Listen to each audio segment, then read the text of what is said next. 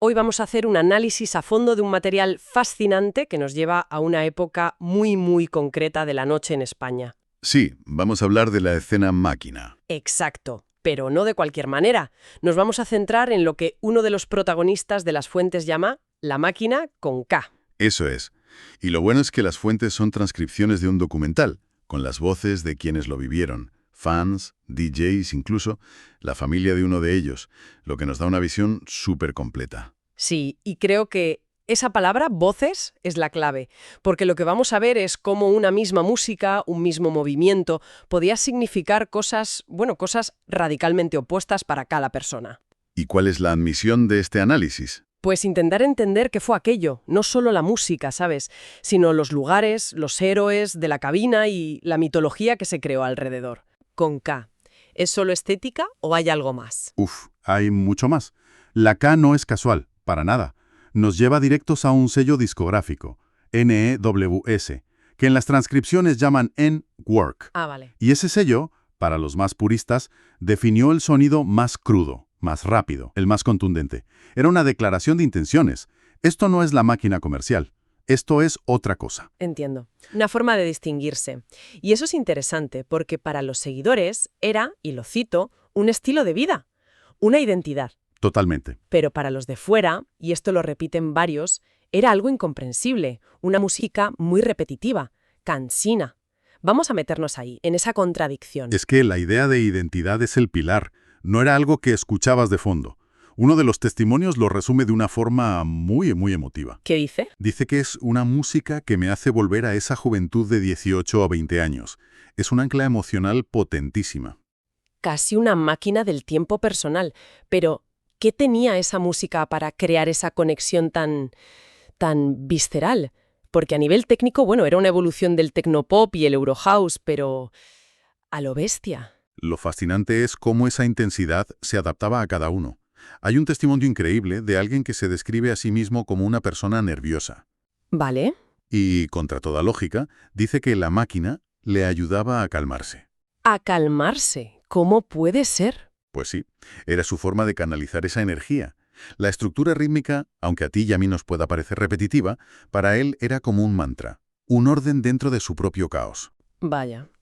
Eso lo explica todo. O sea, o encontrabas ese canal y conectabas a un nivel casi físico, o el propio sonido te expulsaba. No había término medio. Ninguno.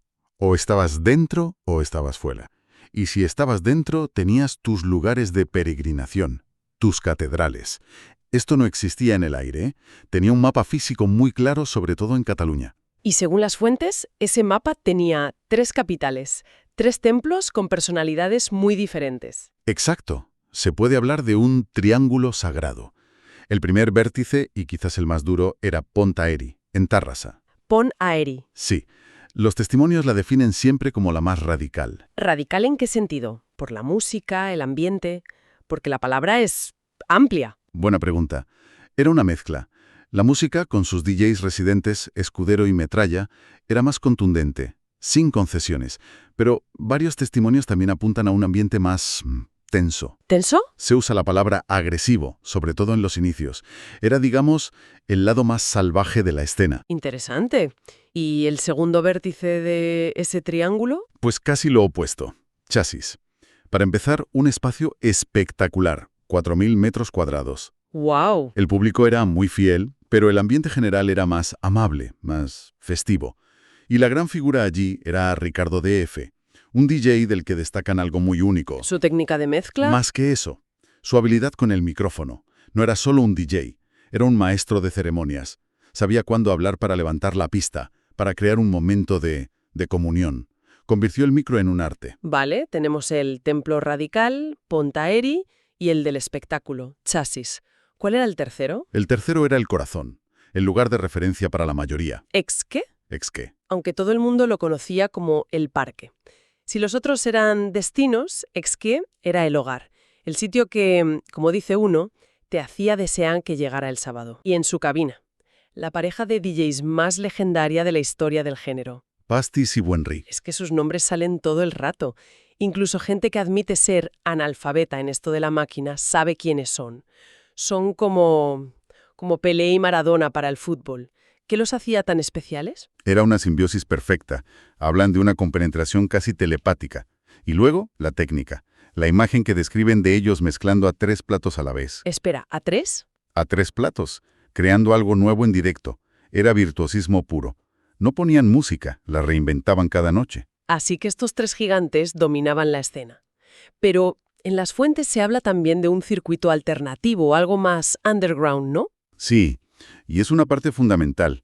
Lejos de las macrodiscotecas, en un local pequeño, familiar, cerca de Plaza de España en Barcelona, estaba Future. Future. Y Future no era solo un club, era la cuna de un sonido propio, un sonido que bautizaron como ITT. ¿ITT? Suena a código secreto. ¿Qué significa? Infratralla total.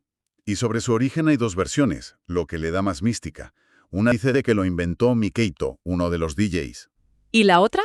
La otra es mucho más novelesca. Se la atribuye a Wenry. Cuentan que una noche con muy poca gente en el parque, sacó sus discos más duros de hard trance y dijo por el micro: «Familia, hoy os voy a preparar una sesión de infratralla total». Me encanta esa historia. Sea como sea, define perfectamente el espíritu de para los muy cafeteros. Totalmente. Future, con sus DJs Sino, Tax, Mikeito y Voltio, se convirtió en un laboratorio. Allí sonaban las caras B, los discos de importación que nadie más ponía. Crearon un sonido de culto. De gran familia que algunos describen, sobre todo en Future, contrasta mucho con otras cosas que se leen, ¿no? Parece que había una cara B bastante oscura. Desde luego. Y es la gran contradicción del material.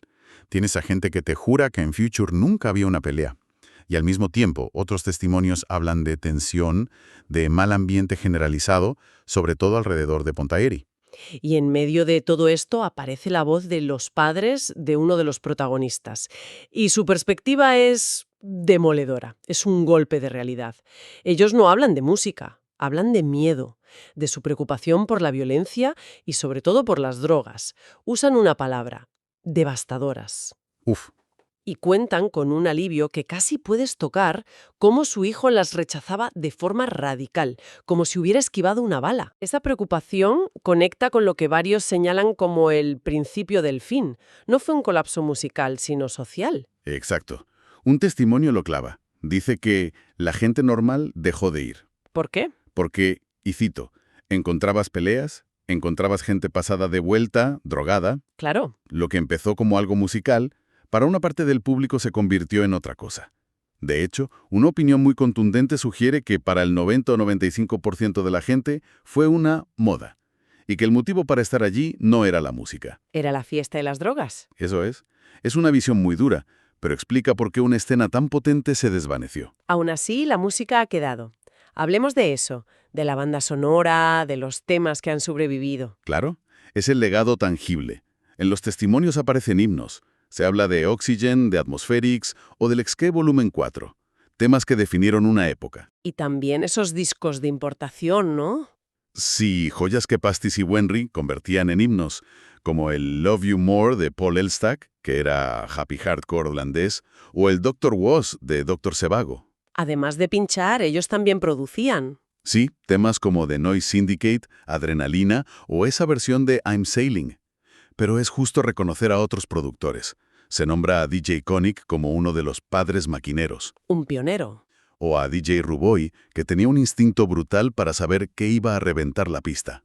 Y luego está el caso especial de DJ Sylvan. ¿Qué le hacía diferente? Tenía estudios de solfeo, formación musical clásica. Anda. Y se notaba. De repente en un tema de máquina encontrabas una línea de piano, una melodía que te contaba una pequeña historia. Era una complejidad que no esperabas. Y para que toda esa música llegara, había un lugar clave que no era una discoteca: la tienda de discos. Y en las fuentes hay una que es el epicentro: Distortion Records, de un tal Wasi. ¿Qué dicen de ella? Que era el santuario del hard trance. No era solo ir a comprar vinilos, era un punto de encuentro, un sitio donde te sentías como en casa, una pieza clave. Y esa tienda vendía discos de diferentes sellos. Exacto. Estaba Beat Music, el gigante, el más prolífico, o Uptempo, que fue clave en los últimos años. Pero si volvemos a la pregunta del principio, ¿La de la máquina con K?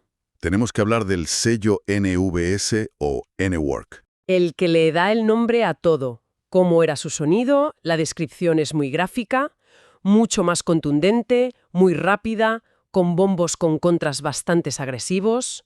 Y un detalle clave, las melodías no estaban pensadas para ser tarareadas. No buscaban el estribillo. Para nada. Era música funcional, cruda, diseñada con un único propósito: demoler la pista de baile. Esa era la esencia de la máquina. Vale. Después de todo este recorrido, ¿qué fue la máquina? Porque está claro que fue mucho más que gente bailando en una nave. Fue una subcultura juvenil con una fuerza arrolladora. Construyó su propio universo. Con sus templos, las discotecas. Con sus ídolos, los DJs. Y con una banda sonora única. Pero también con esa cara B. Sí, con una cara B muy oscura, marcada por tensiones y drogas que, según ellos mismos, la llevaron a su autodestrucción. O sea, una identidad completa, con luces y con sombras. Un fenómeno que marcó a toda una generación. Totalmente. Y me gustaría terminar con una reflexión que me provocó una de las citas más potentes del material.